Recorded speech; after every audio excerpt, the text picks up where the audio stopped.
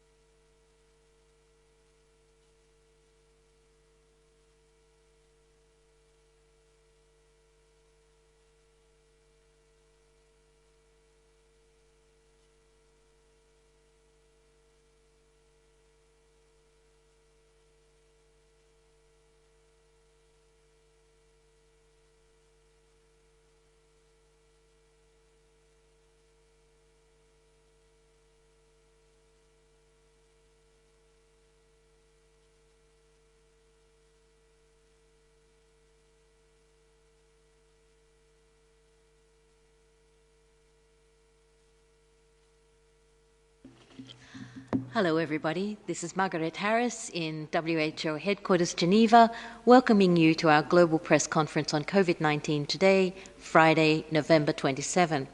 We have with us in the room our WHO Director General, Dr. Tedros. We also have Dr. Mike Ryan, Executive Director of our Emergencies Program, Dr. Maria Van Kerkhove, Technical Lead for COVID-19, and also Dr. Hanan Balgni, our Assistant Director General for Antimicrobial Resistance, and Dr. Peter Ben Emberick, a scientist specializing in zoonosis and food safety. And we also have next to me here Dr. Kate O'Brien, our Director of Immunization, Vaccines and Biologicals. They will all be here to answer your questions, so please think about your questions now and get them ready. As usual, we are translating this simultaneously in the 6 official languages, plus Portuguese and Hindi, and we'll be posting the Director General's remarks and an audio file of the press conference on the web as soon as possible. Transcripts will be available later. So now, without further delay, I will hand over to Dr. Tedros to give us his opening remarks. Dr. Tedros, you have the floor.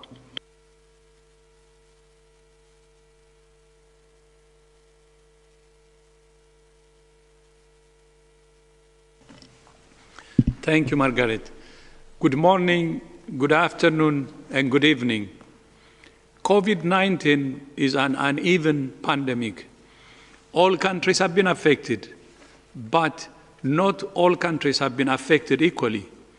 70% of cases and deaths are in just 4 countries. And there are many countries all over the world that have shown COVID-19 can be controlled with existing tools. One of the things all these countries have in common is an emphasis on testing.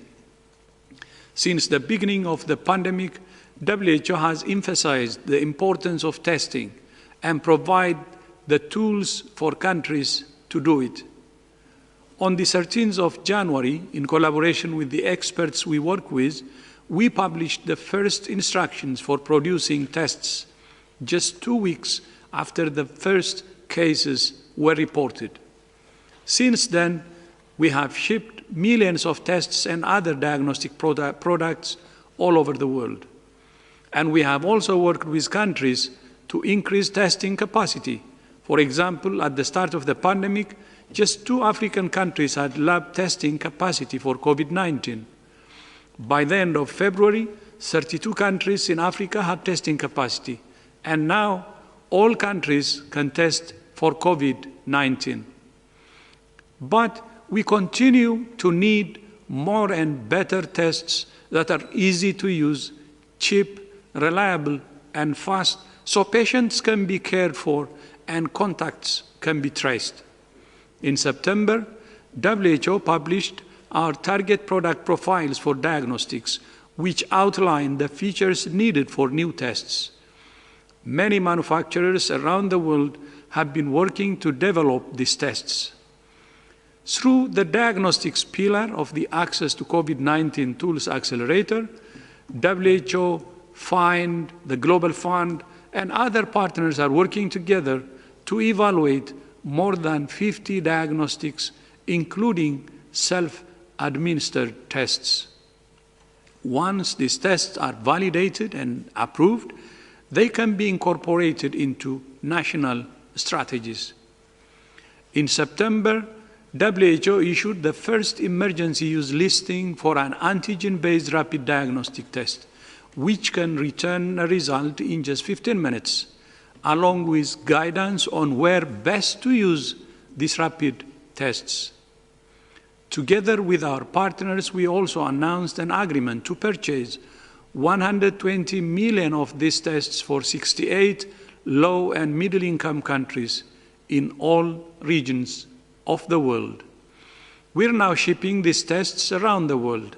Last week, WHO and FIND also launched a comprehensive training package for health workers on the use of rapid antigen tests.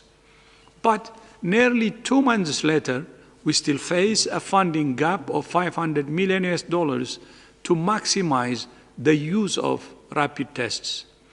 As vaccines are rolled out, testing will continue to play a vital role. Initially, health workers, older people, and other at-risk groups will be prioritized for vaccination. That will still leave the virus with a lot of room to move, and testing will remain a vital tool for controlling the pandemic. If you don't know where the virus is, you can't stop it. If you don't know who has the virus, you can't isolate them, care for them, or trace their contacts. But testing must be strategic, in support of clear public health objectives. Everyone who needs a test should get a test. WHO's guidance outlines how countries can test strategically based on their transmission scenario. It's also important to remember that although testing is vital, it's only part of the strategy. Testing is the spotlight that shows where the virus is. Investments in testing must be matched by investments in isolation facilities, clinical care protecting health workers, contact tracing, cluster investigation, and supported quarantine. WHO is continuing to support countries in different transmission scenarios to use testing strategically to bring outbreaks under control. Finally, this week, WHO published new guidelines on physical activity and sedentary behavior.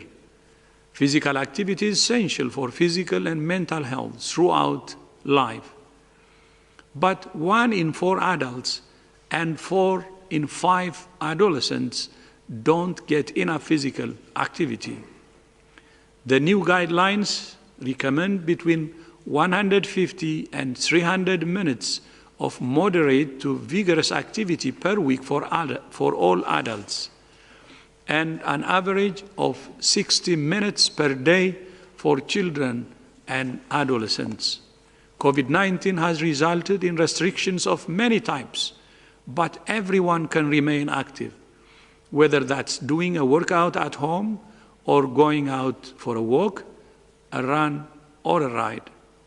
It's one way all of us can add years to life and life to years. Every move counts. I thank you. Thank you very much, Dr. Tedros.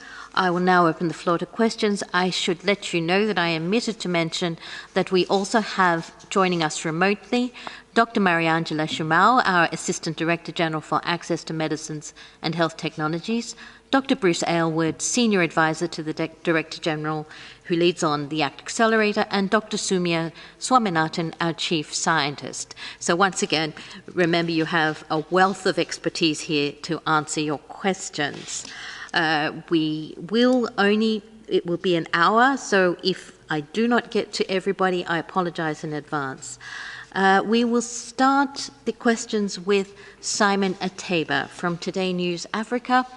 Simon, please unmute yourself and go ahead. Thank you, Margaret, for taking my question. This is Simon Ateba from Today News Africa in Washington, D.C.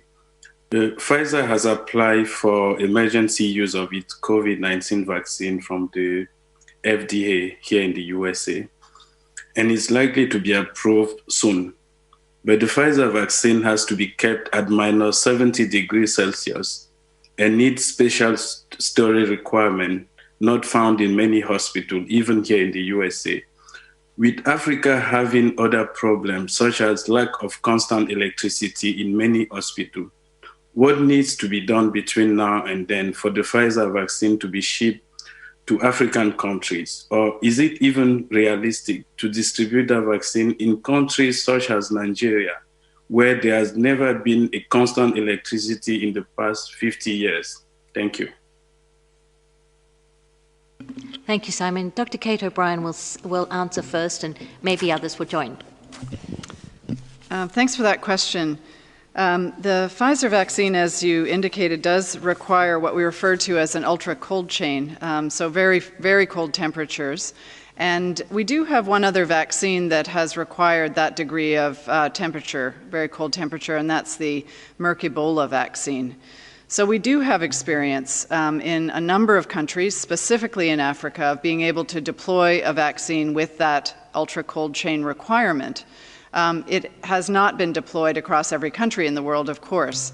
So as we anticipate the use of the Pfizer vaccine, the intention is certainly to be able to use it along with other vaccines, because no one vaccine is going to have adequate supply, nor will any one vaccine necessarily be suitably have suitable operational characteristics to meet all of the needs.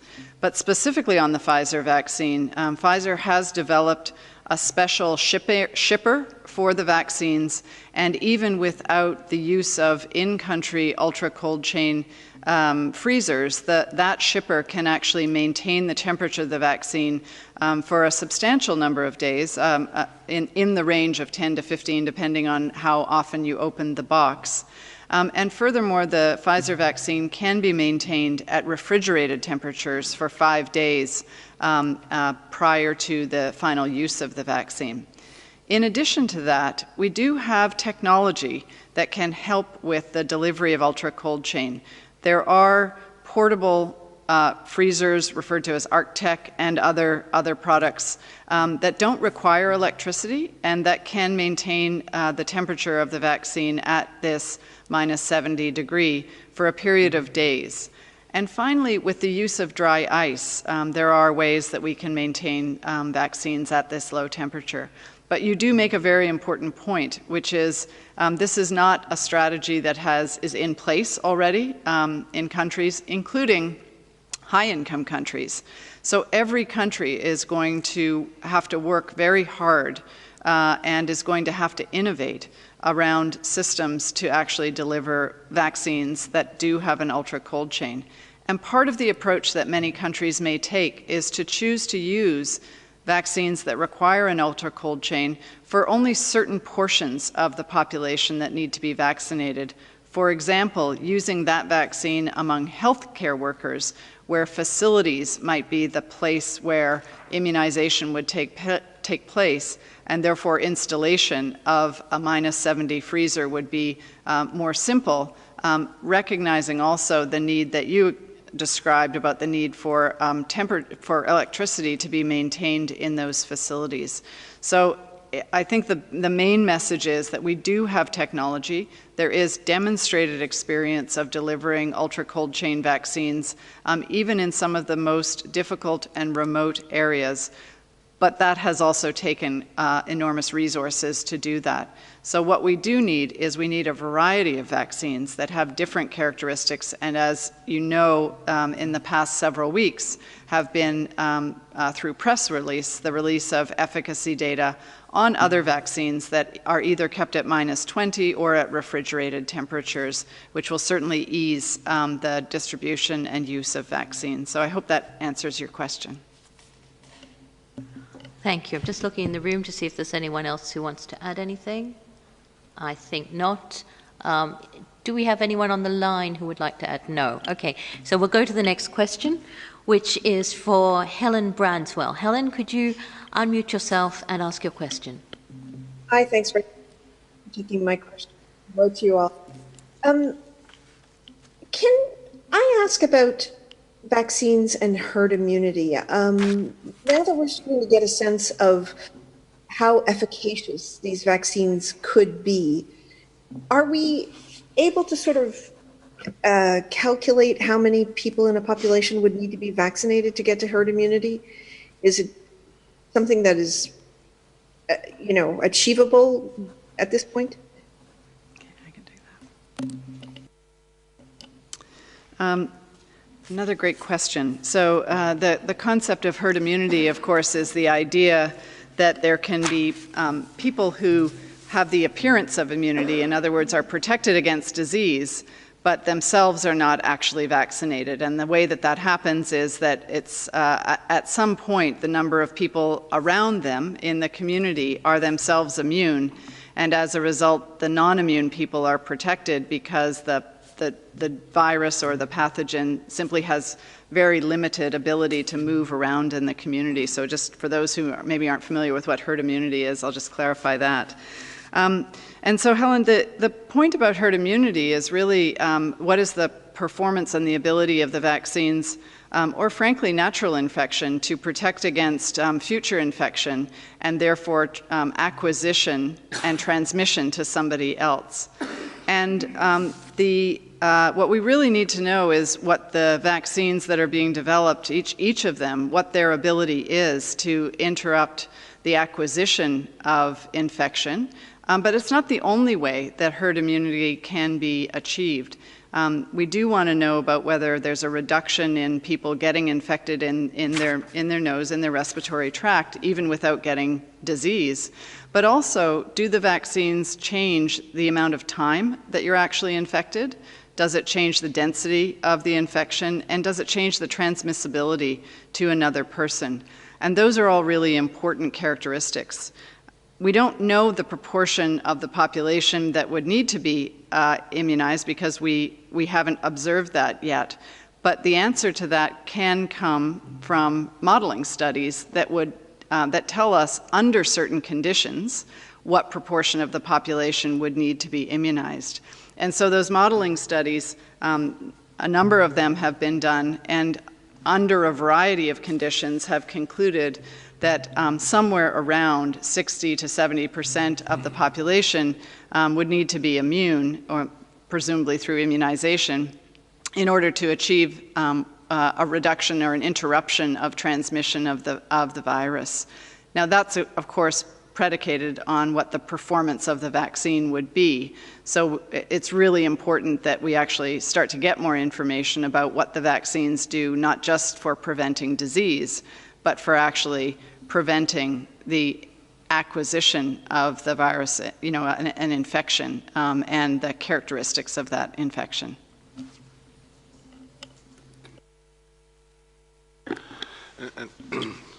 Thanks, Kate. Really clear. And just maybe to add that we also need to continue our understanding of the transmission dynamics of the virus, because it does not spread through a community like a common linear wave. And herd immunity concepts are built around that idea, that the disease spreads evenly through the community, and then everyone's absolute risk of being infected is about the same.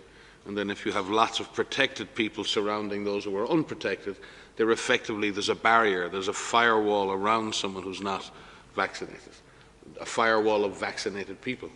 And therefore you can achieve control and eradication sometimes without vaccinating everybody. That's the principle, I think, of herd immunity. But what we've seen with this virus is, I won't assign it cleverness, but the virus is very opportunistic. And we've seen that the virus can spread in particular circumstances. We've seen in many clusters that only 20% of the cases go on to transmit to others, 80% don't transmit to anybody else. We've seen super spreading events, certain contexts and certain groups who mix and the disease can explode.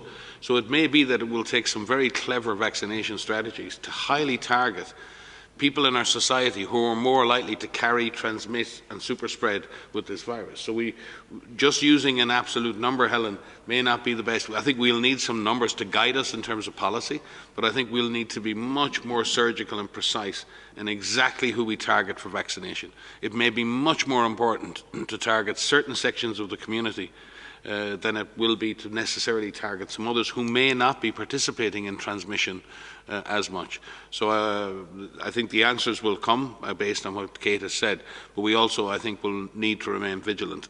As long as there's a potential for super spreading events, there's always the chance that a very small incidence can lead to a large cluster of cases, even in the context of high levels of transmission or high levels of vaccination. And I think we'll need to be very, very careful to make sure we send the right messages to people. Vaccination will have a major impact on mortality, we hope. We hope it will have a very major impact on transmission and control. But I don't think anyone can promise eradication of this virus until we understand much more about the vaccine and much more about how the vaccines work in the real world, and until we understand much more about the details of transmission of this virus. Yeah, let me just, that's such a great point, Mike, and I just want to give an example to sort of bring it to life a little bit. Last year we had 2019, we had a terrible year of measles outbreaks around the world.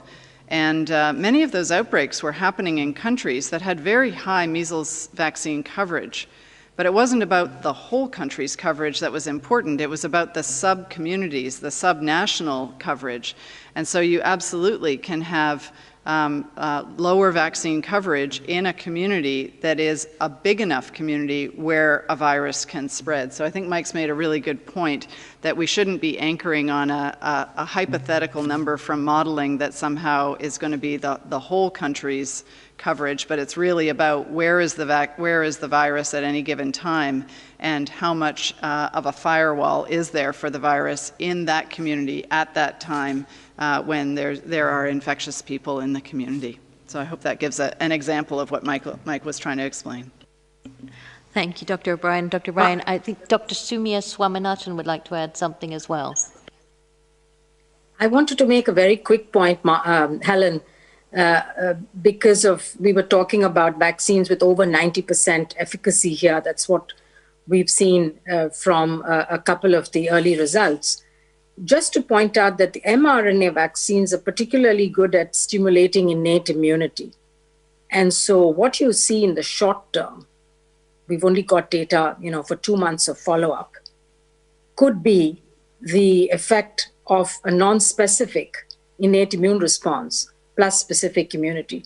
So while we hope that these vaccines do have over 90% efficacy, it would be wise to wait a little bit to look at the follow-up results from people in this trial. And that's why it's so important that the trials are continued, that they continue as placebo-controlled, double-blinded trials as long as possible, as long as it's ethically and practically feasible to do that, because there are a lot of questions that we still need to understand, and particularly, as I said, about duration of protection, about the impact on severe illness and on transmission of infection, and about the efficacy in different subpopulations, including the older age adults. So just something to keep in mind, especially when we see these very, very high efficacy readouts, is that we do need data over longer periods of time to make sure that those are actually the long-term protective effects. I just wanted to make that in addition to what's been said by Mike and Kate. Thanks. Thank you, Dr. Swaminathan. So our next question goes to Jamil Chade. Jamil from Brazilian media. Jamil, unmute yourself, please, and ask your question. Yes, thank you, Margaret. Thank you for taking my question. This is a question to Dr. Ryan. Could you tell us a little bit of the scenario for Brazil at this current stage?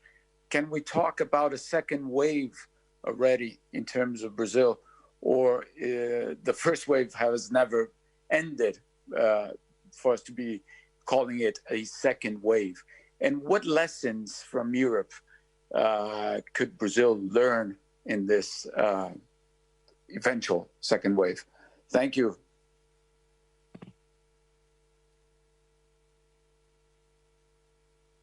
Let me get my microphone. Yes, and I think there are lessons there for all of Central and South America, and most of Central and South America went through a very tough time in terms of cases and deaths, and the numbers have progressively fallen in most countries over a couple of months.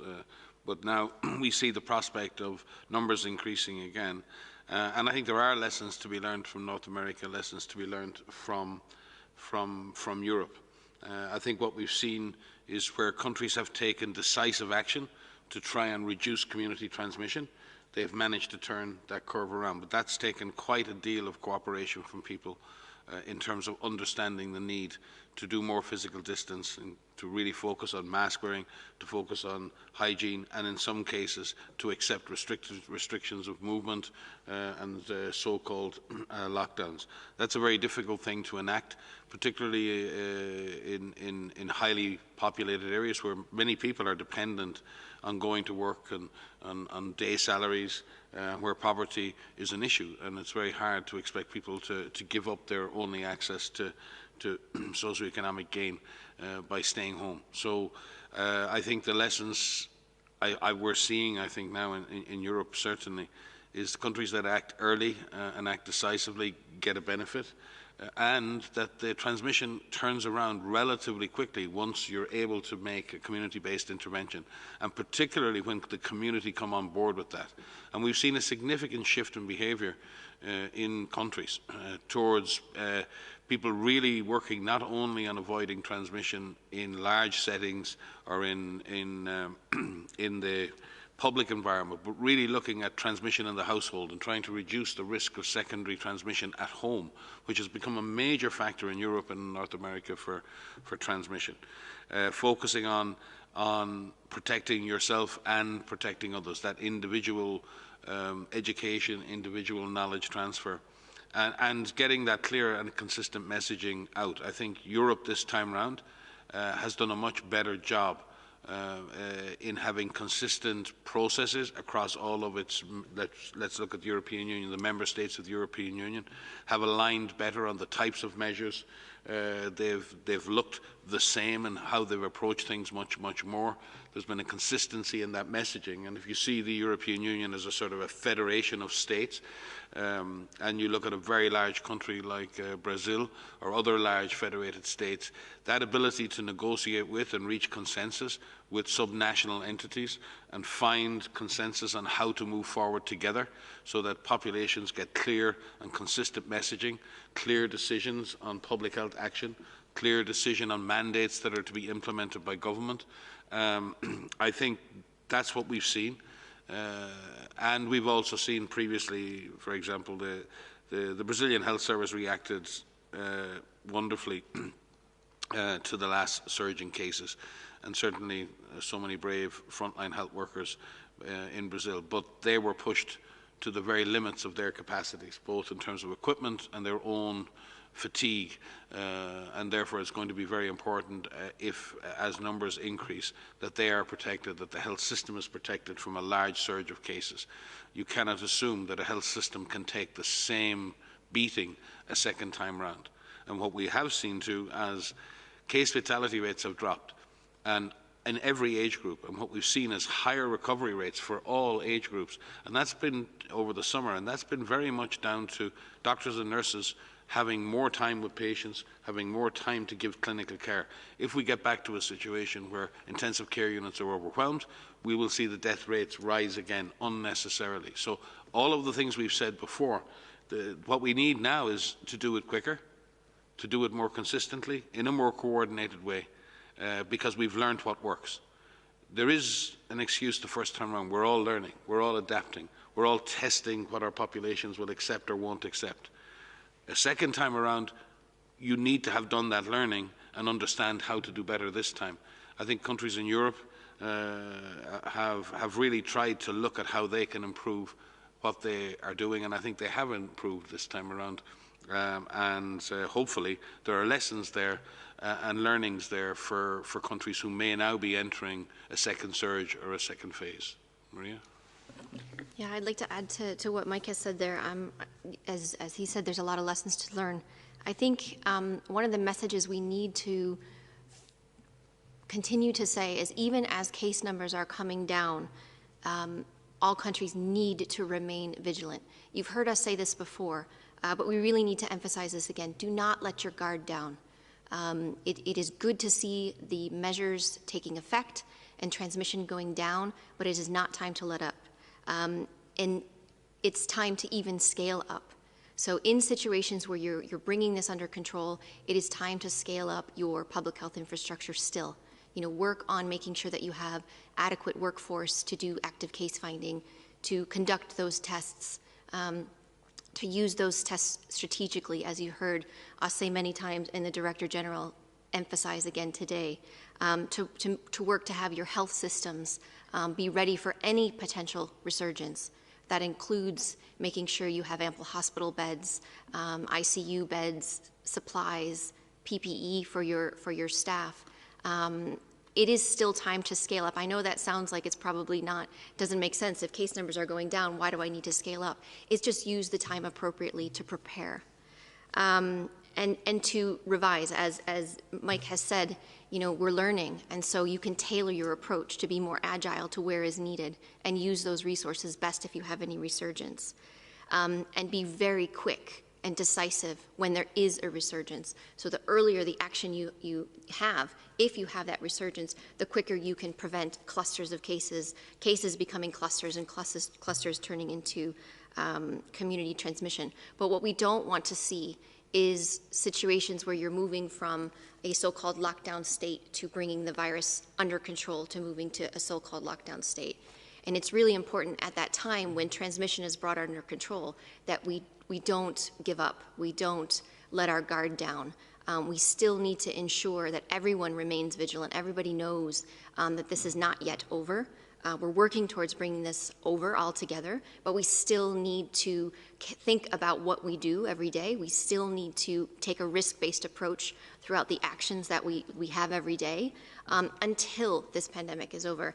And I think that we just need to make sure that we just don't let up. And I think that's something that we have to hammer in because there is no reason to have a second surge. There is no reason to have another wave or another surge. It is within our power to be able to keep transmission low. And we've seen dozens of countries show us that it can be brought under control and it can stay under control. Thank you very much, Dr. Ryan and Dr. Van Kerkhove. The next question goes to Bayram from Andalu. Bayram, can you unmute yourself and please ask your question? Thank you, Margaret, for taking my question. According to certain sewage samples in Marseille, France, it seems the cases of COVID-19 already started to decline before France put the current lockdown, which could mean that the lockdown was not really efficient. Some specialists even said getting people confined in closed settings at home increased the cases after the start of lockdowns. And that is also visible in sewage samples. Do you have any comment on that? Thank you so much. So your question was about whether or not lockdowns work and do they exacerbate transmission by confining people. Is that correct, Bayram? Yeah, it is correct, yes.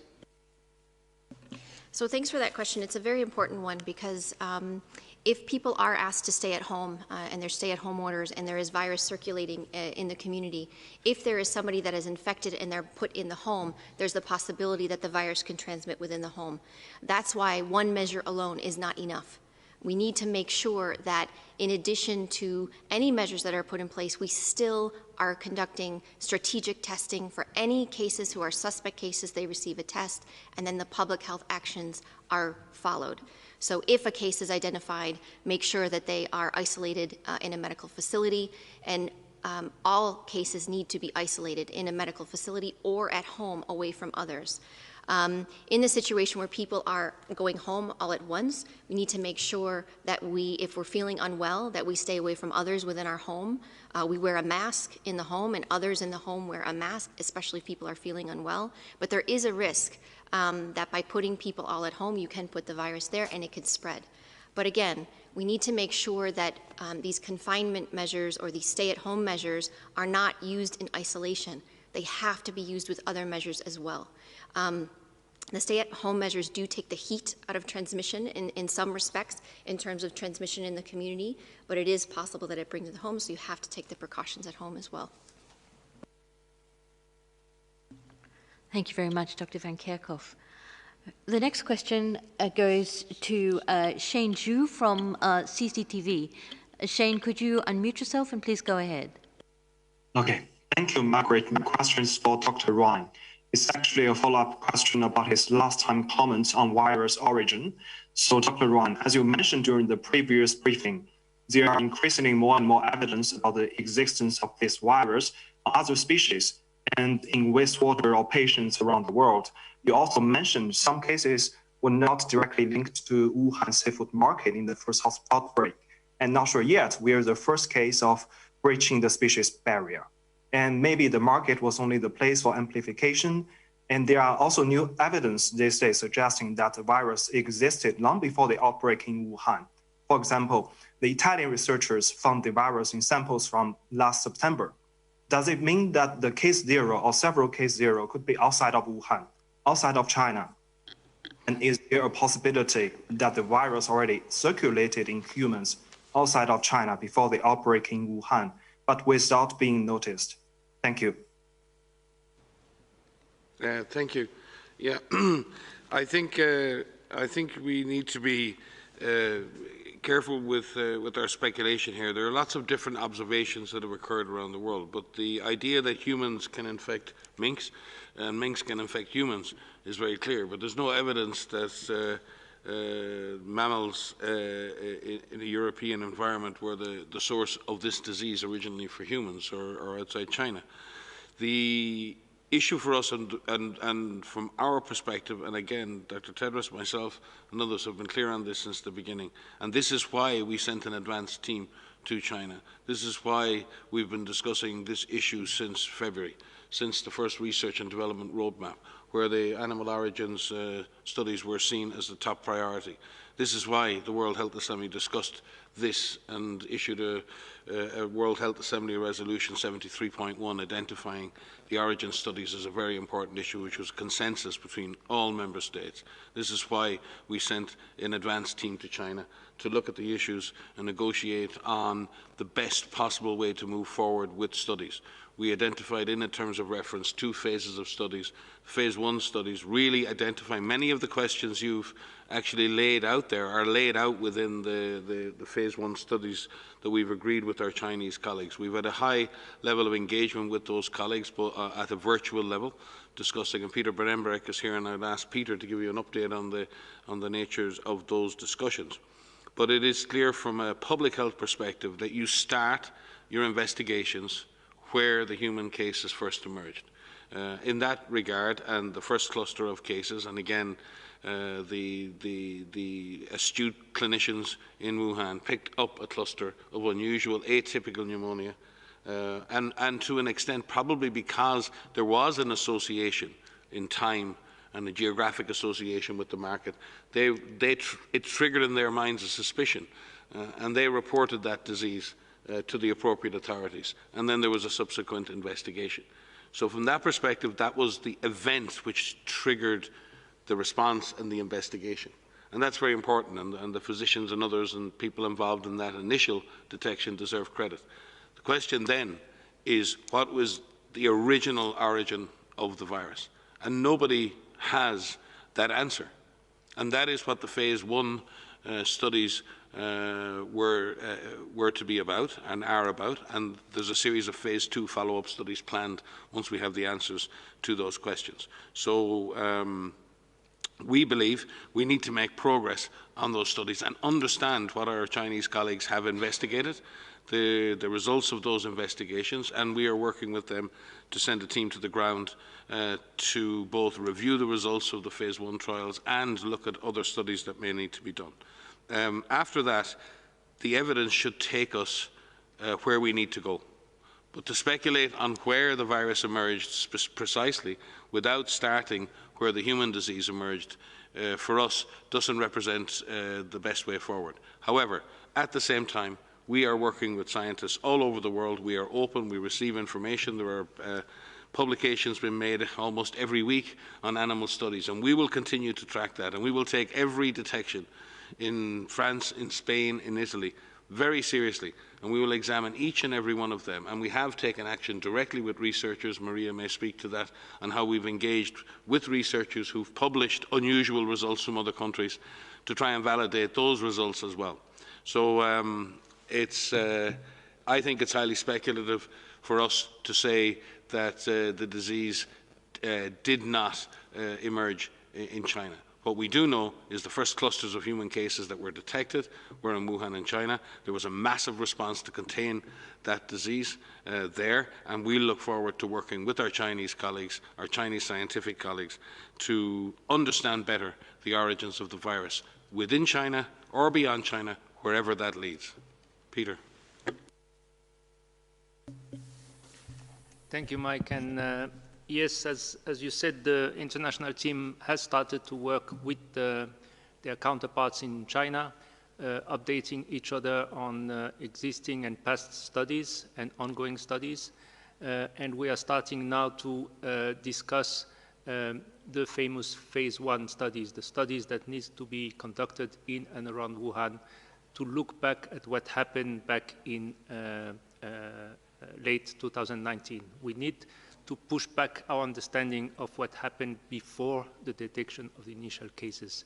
We have to make the link between that event and the original animal that was the source of this virus. We know that the virus belongs to a group of viruses that have their natural niche in bats, in certain families of bats, but between bats and the event in Wuhan, we have a big gap, and that's the purpose of all these studies, is to fill that gap and understand what happened between these two events and where it happens. But for the time being, we have to start where we have the first solid clues, and these are the first detected human cases in Wuhan in late 2019. Thank you. Thanks. Just a couple comments to add on to what Mike and what Peter has said. So there's some additional work that is ongoing as well, looking at some wastewater studies. Some countries have looked at retrospective samples of wastewater. There was a study that hasn't been published that had one sample that they found RNA, but that hasn't been published. And there are other studies that found RNA in December in Europe. In Italy. There's one study that was published very recently looking at it's a serologic study, seroassay study, looking at some samples from Italy from a cancer screening institute in the fall, and they found positive samples, seropositive samples in September using an ELISA test, and in October using microneutralization. We've reached out to these researchers, and they have generously offered to work with us and to collaborate with us on some further studies looking at those samples, just making sure that we can do some further studies with samples from that cancer institute. In addition to that, there are a lot of analyses that are ongoing looking at genetic sequences. So as you know, there are more than 200,000 full genome sequences that have been made available, and this is an incredible global collaboration of researchers all over the world. We still need more, so please continue to share those sequences. And there are phylogenetic analyses, and there are really incredible scientists that are looking at these to look at how this helps shape our understanding of this virus and the way that this virus moves. So there are a lot of sources of information, but as Mike has pointed out, as Peter has pointed out, the studies need to begin where the first cases were detected, in Wuhan, where those first cases were detected in December. And then we follow the science, wherever the science leads us in terms of further investigations and studies that need to be undertaken. But there's a wonderful global collaboration that is ongoing, and these studies will be conducted. Thank you, Dr. Van Kerkhoff. One more. Sorry, Dr. Tedros. So on the study of the origin of the virus, one thing that has to be clear is the study will start from China, Wuhan, where the first report came. And then from there, based on the findings, we can go anywhere. So I think it's better to really underline that. Thank you. Thank you, Dr. Tedros. So the next question goes to Stephanie Nebahay from Reuters. Stephanie, please unmute yourself and go ahead.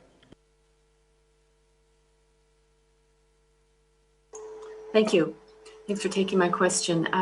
I wondered if either Kate O'Brien or Dr. Sumia would like to comment on this, the AstraZeneca results and the idea of needing further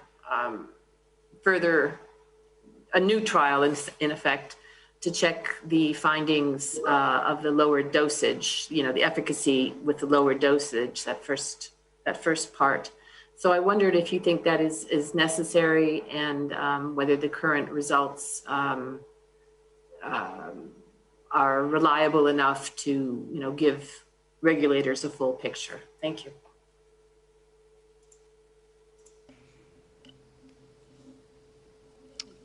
I can start and then pass over to Soumya. I think the first thing to say is what we've seen is a press release.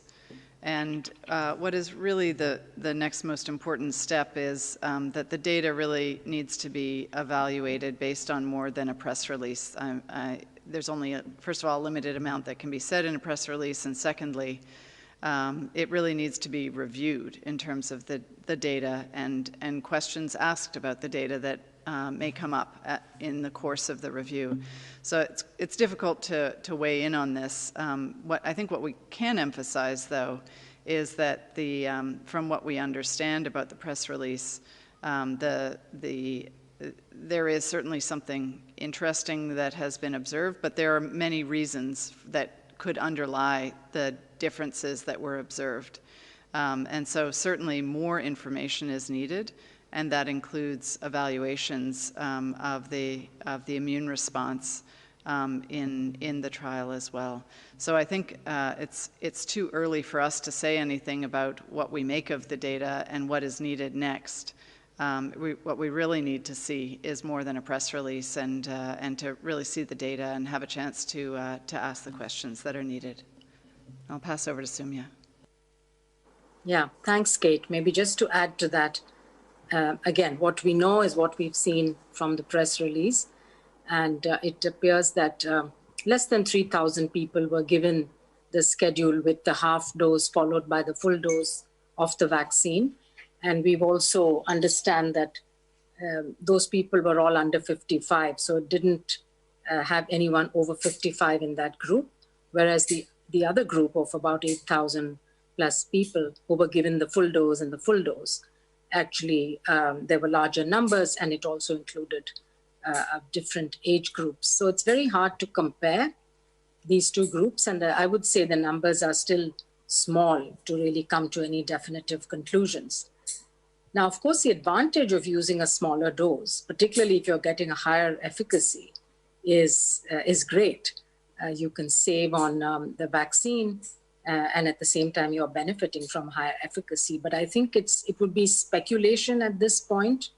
We've heard from AstraZeneca that they would like to do a full trial of this schedule, because the other trials that are ongoing now are the two full doses. And so if we are to explore this hypothesis of having perhaps a better efficacy with a lower dose, then it would need a trial.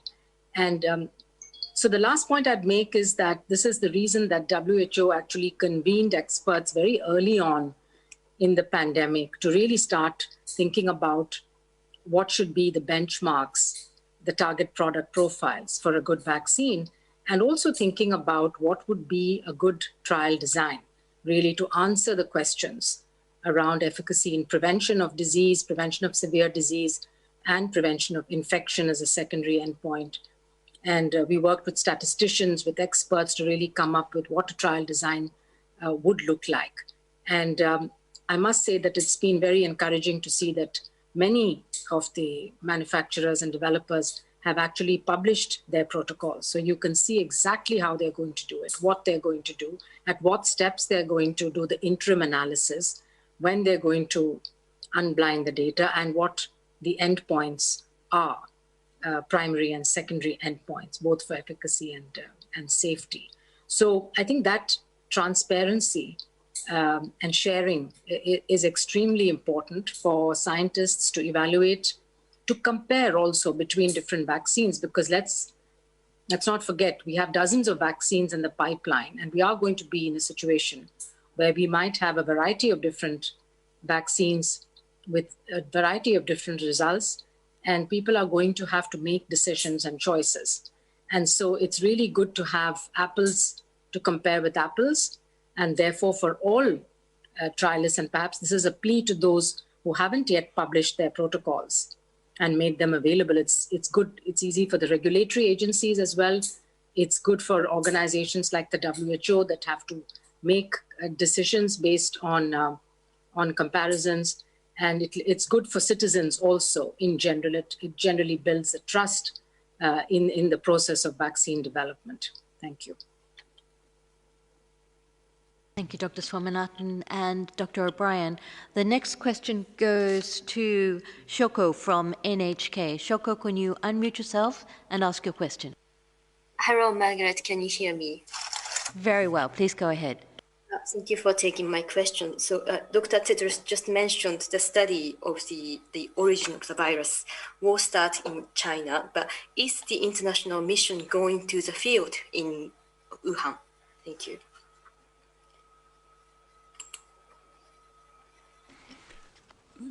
Yes, it's correct. It will go to Wuhan. It will travel to Wuhan. Thank you.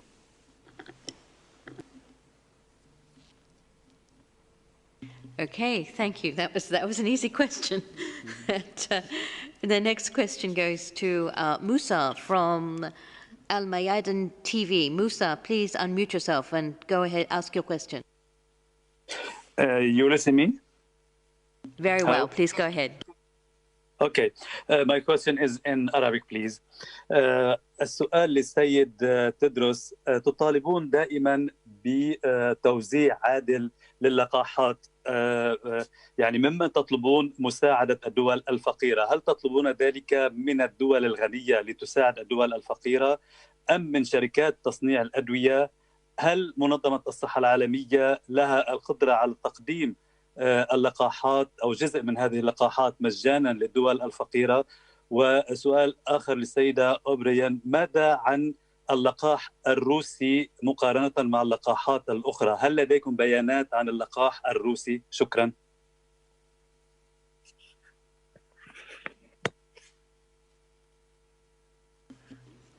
Thank you. Yes, this sounds like a question. The first question is about COVAX, really, about distribution of vaccines, and the second one is specifically to Dr. O'Brien. Dr. Aylward, are you online? If not, we can start with Dr. O'Brien and then move over to Dr. Aylward. How about that? Dr. Mariangela Shimau as well will be able to speak to that as well, I think, yeah. So we'll start with Dr. O'Brien.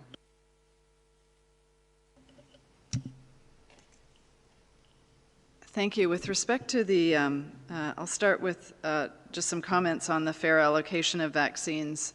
There is, as I think people are aware, WHO has, through the ACT Accelerator and the COVID vaccine component of the ACT Accelerator is a partner in the COVAX facility, which is the global mechanism for all countries around the world to aggregate demand and the financing for vaccines and to assure that there is fair and equitable access through the WHO Fair and Equitable Access Mechanism, which can be then applied to those vaccines that are procured through the COVAX facility. And that facility has a component of the facility for the 92 countries or the 92 countries that will be supported for the procurement of vaccine. And it also includes a part of the facility where countries who are wealthier countries would themselves pay for vaccines that are procured through the facility. So there is a mechanism for all countries to have fair and equitable access, and for those countries that are not able to themselves afford vaccines to be supported to do that. Though that support is coming from overseas official development assistance and from contributions from other sources. And there is, of course, a relationship for entering into contracts with manufacturers, and those discussions with manufacturers are well underway for the facility, with a number of agreements made already and others that are fully being developed at this point. And perhaps Mariangela would like to say a little bit more about the allocation. We have developed an allocation mechanism that WHO has led, and that really is about allocating vaccine in a fair and equitable way across all of the countries. For the first 20%, all countries would receive vaccine and in an equal rate, and following that, for vaccines beyond the 20% of the population, for countries that want to go beyond that level, there may be consideration, if we're still in supply shortage, about the pace that countries would get vaccines would account for vulnerability and the threat of COVID. So I'm sure Mariangela might want to say more about that. On the issue of the Russian vaccine, the Gamaleya vaccine, again, we've had a press release from the Gamaleya vaccine in the past several days reporting very high efficacy from this viral vector vaccine. And this is also very welcome news, along with the other 3 manufacturers that have reported efficacy data. But I want to emphasize again what we emphasized before is these are data that have been reported through press releases. And what is really important and critical at this point is for those data to be reviewed by regulators and reviewed at WHO also for policy reasons and for regulatory reasons, for WHO pre-qualification or emergency use listing, and for those data to be in the public domain through the usual mechanisms that are used, which is through the peer-reviewed publication process. So we're really eager to see the results of all of the reports and of any vaccine that is able to report results from phase 3 clinical trials on the prevention of disease. So I'll see, I don't know if Bruce is on the line or if Mariangela would like to join in or Sumya. Thank you. Dr. Mariangela's on the line, I believe, so over to you. Thank you. Thank you, Kate, for a very, I almost have nothing else to add except on the allocation, because I think Dr. O'Brien has explained quite well. But I would like to add regarding the vaccines, the Russian vaccine, and because WHO, you know, we have mentioned in weeks before, WHO has issued an expression of interest to assess for emergency use listing candidate vaccines on phase 2B and phase 3.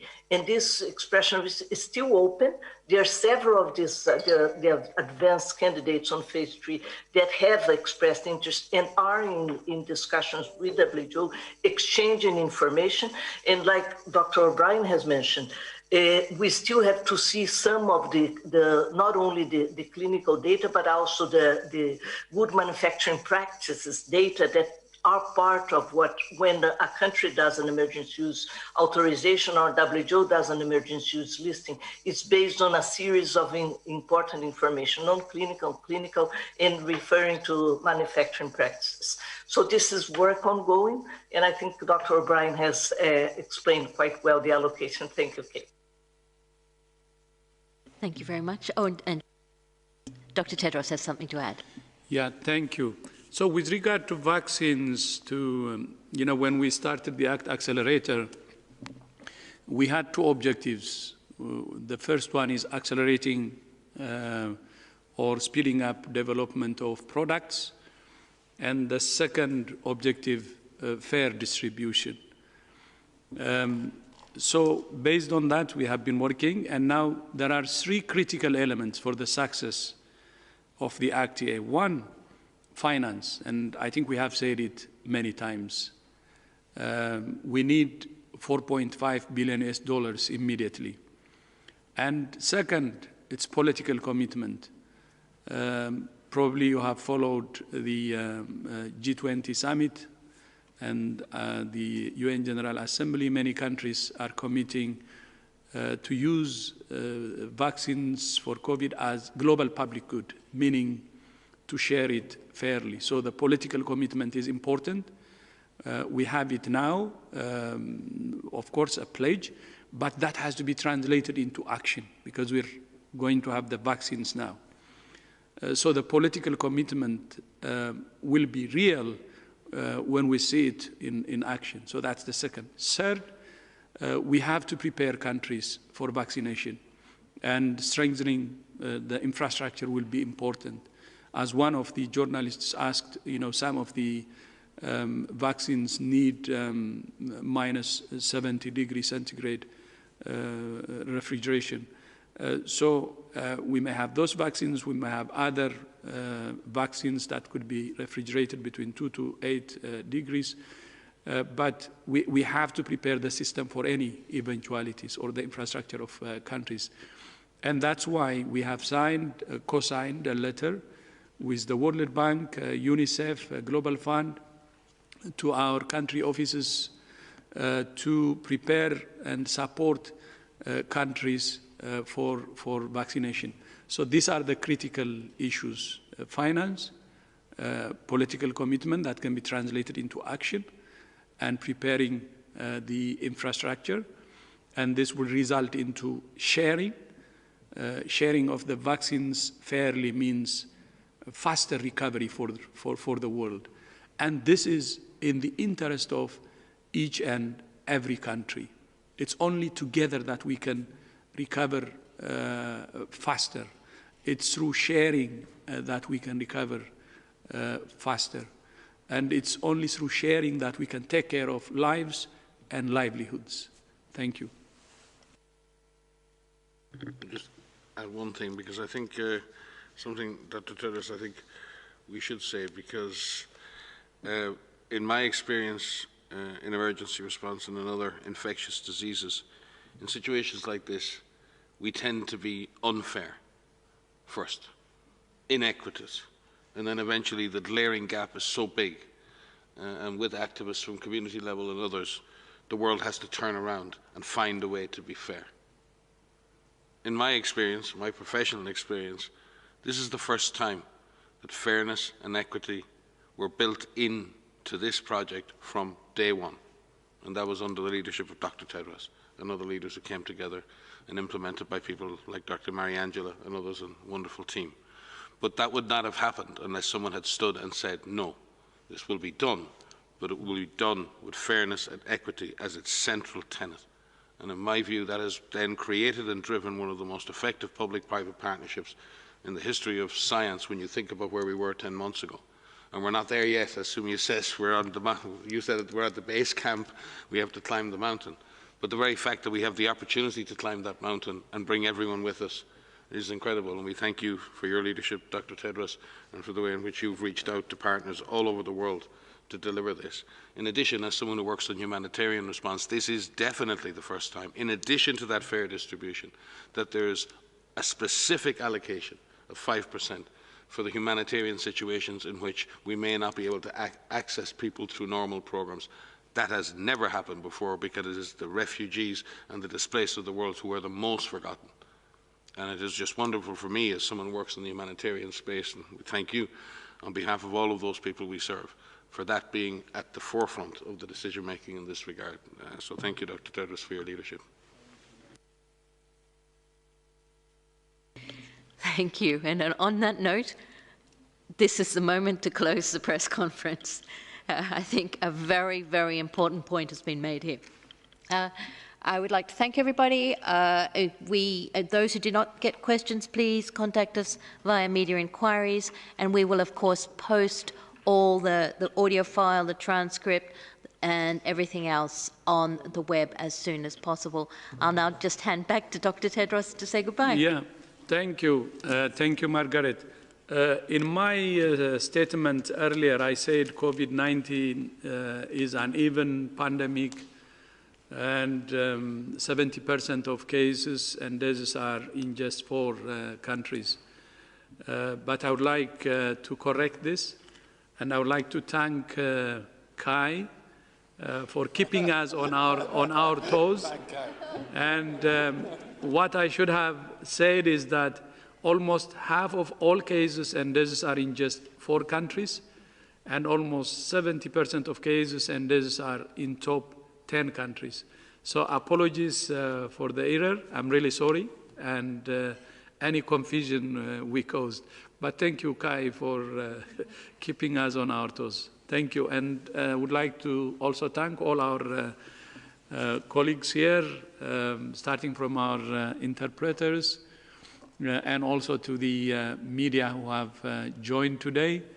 Thank you so much, and see you in our upcoming presser. Thank you.